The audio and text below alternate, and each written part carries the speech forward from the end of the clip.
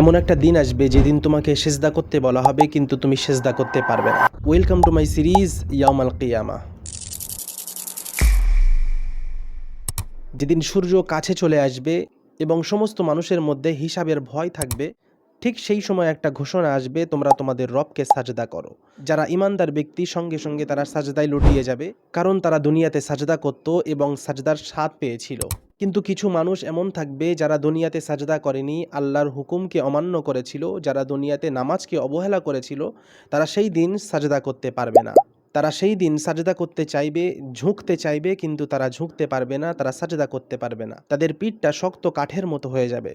আল্লাহ পাক রব্বুল আলামিন কোরআনের মধ্যে বললেন, স্মরণ করো ওই দিনের কথা যেই দিন তোমাদের পায়ের গোছাগুলো পা পর্যন্ত খুলে দেওয়া হবে। সেই দিন তাদেরকে সাজদা করতে বলা হবে, তারা সাজদা করতে সক্ষম হবে না।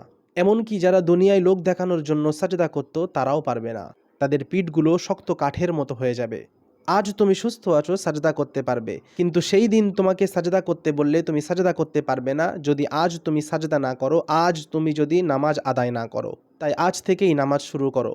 তুমি যদি নামাজ আদায় করো তাহলে অবশ্যই কমেন্টে আলহামদুলিল্লাহ লিখে যাবে, এবং তোমার যে বন্ধুটা নামাজ আদায় করে না তাকে এই ভিডিওটা অবশ্যই শেয়ার করবে। যদি এই ভিডিওটা দেখে সে নামাজ আদায় করতে শুরু করে তাহলে অবশ্যই সেই পরিমাণ সওয়াব তুমিও পাবে। আসসালামু আলাইকুম।